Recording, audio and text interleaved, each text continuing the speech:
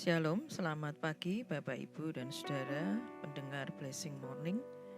Bersyukur pagi hari ini kembali kita akan bersama-sama merenungkan firman Tuhan.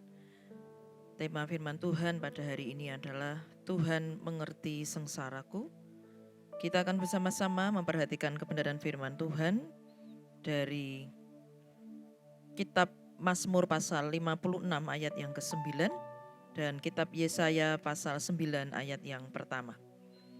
Kitab Mazmur pasal 56 ayat ke-9, demikian bunyi firman Tuhan. Sengsaraku engkaulah yang menghitung-hitung, air mataku kau taruh ke dalam kirbatmu. Bukankah semuanya telah kau daftarkan? Kitab Yesaya pasal 9 ayat yang pertama, demikian bunyi firman Tuhan. Sekiranya kepalaku penuh air dan mataku jadi pancuran air mata, maka siang malam aku akan menangisi orang-orang putri bangsaku yang terbunuh. Bapa di surga, di dalam nama Tuhan Yesus Kristus, pada pagi hari ini kami sungguh mengucap syukur untuk kesempatan kami dapat belajar dari kebenaran firman-Mu. Kami senantiasa lapar dan haus akan kebenaran-Mu ya Tuhan. Karena itu Engkau berbicara lebih jauh pada pagi hari ini. Kami menyerahkan pemberitaan firman-Mu Tuhan hanya di dalam nama Tuhan kami Yesus Kristus. Haleluya. Amin. Bapak, Ibu, dan Saudara yang dikasihi Tuhan, orang yang meneteskan air mata adalah suatu hal yang normal dan tentunya mengungkapkan perasaan yang ada di dalam hatinya. Air mata dapat mengekspresikan kebahagiaan, kesedihan, atau rasa sakit. Air mata dapat dianggap sebagai alat komunikasi untuk menyampaikan pesan. Apakah saat ini Bapak Ibu Saudara banyak meneteskan air mata karena kesedihan yang sedang dialami? Atau menangis karena seseorang yang dikasihi? Kepada siapa Bapak Ibu Saudara menangis? Mau mengadu kepada siapa? Mungkin kita juga dapat terpengaruh oleh pemahaman sebagian orang yang mengatakan bahwa kalau banyak menangis menunjukkan kelemahan kita, sementara menangis dapat melegakan perasaan kita dan kita dapat mencurahkan segala beban yang ada di dalam hati. Di dalam Alkitab bahkan ada seorang nabi yang menangis atau disebut nabi peratap, yaitu Nabi Yeremia. Nabi Yeremia adalah penulis kitab ratapan yang berisi kesedihan yang sangat mendalam karena kejatuhan Yerusalem. Temanya adalah kesusahan yang sekarang dan harapan masa depan. Nabi Yeremia banyak menangisi bangsanya karena dosa umum yang dilakukan bangsa Yahudi waktu itu. Penipuan, kebohongan, perzinahan, dan penyembahan berhala telah menjadi dosa umum. Tetapi Yeremia melayani Allah dengan taat dan setia selama 40 tahun.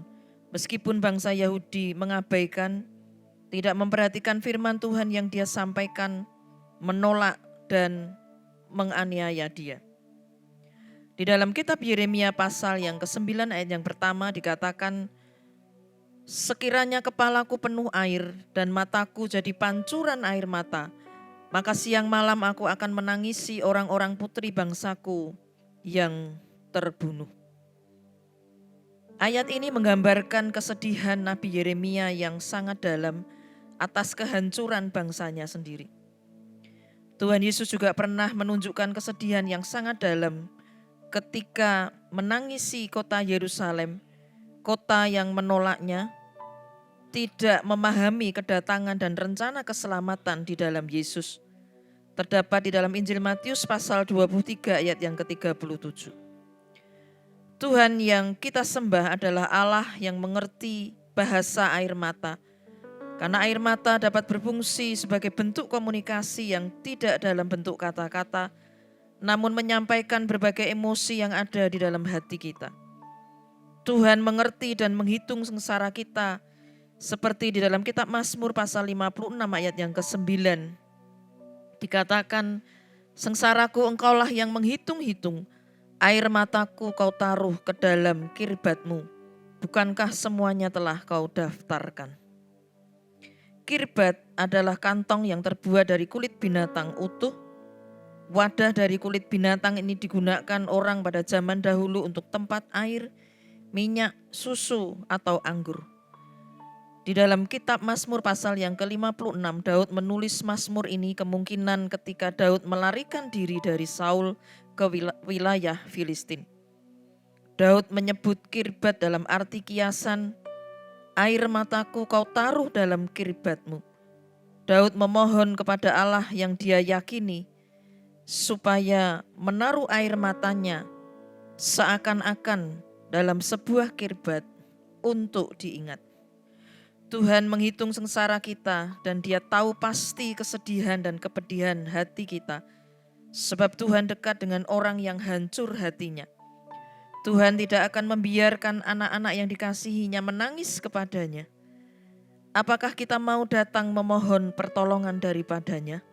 Seringkali kita hanya larut dalam kesedihan, melupakan bahwa ada pribadi Tuhan yang selalu menantikan kita.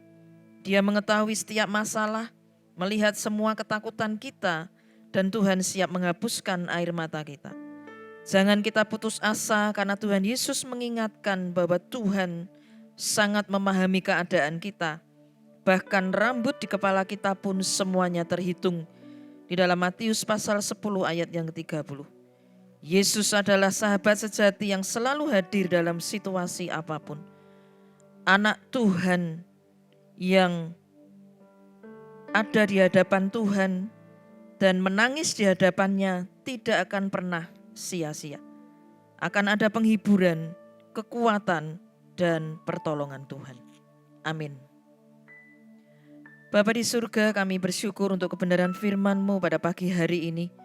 Engkau yang mengerti setiap keadaan kami saat ini ya Tuhan. Biarlah seperti pemazmur Daud, dia menyadari Tuhan, seakan-akan air matanya Engkau tampung dalam kirbat-Mu ya Tuhan. Untuk Engkau senantiasa mengingat kami, memahami kami. Karena itu biarlah Engkau menguatkan dan meneguhkan hati kami Tuhan. Dan apabila pada pagi hari ini Engkau melihat akan kehidupan kami Tuhan yang saat ini sedang diliputi duka cita, penuh dengan tetesan air mata. Biarlah Tuhan kami senantiasa datang kepadamu, karena tidak pernah akan sia-sia Tuhan ketika kami menangis di hadapan Engkau. Senantiasa ada harapan, senantiasa ada pertolongan di dalam Engkau. Terima kasih Tuhan, kami menyerahkan seluruh kehidupan kami ke dalam tangan-Mu. Hanya di dalam nama Tuhan Yesus kami sudah berdoa. Haleluya. Amin. Terimalah berkat Tuhan. Tuhan memberkati engkau dan melindungi engkau. Tuhan menyinari engkau dengan wajah-Nya dan memberikan engkau kasih karunia. Tuhan menghadapkan wajah-Nya kepadamu dan memberikan engkau damai sejahtera. Diberkatilah Bapak, Ibu, dan Saudara dengan berkat damai sejahtera, kekuatan, sukacita yang berasal dari Allah Bapa, Allah Putra, Allah Roh Kudus. Di dalam nama Tuhan Yesus Kristus yang senantiasa akan menyertai kita dari sekarang sampai selama-lamanya. Haleluya. Amin.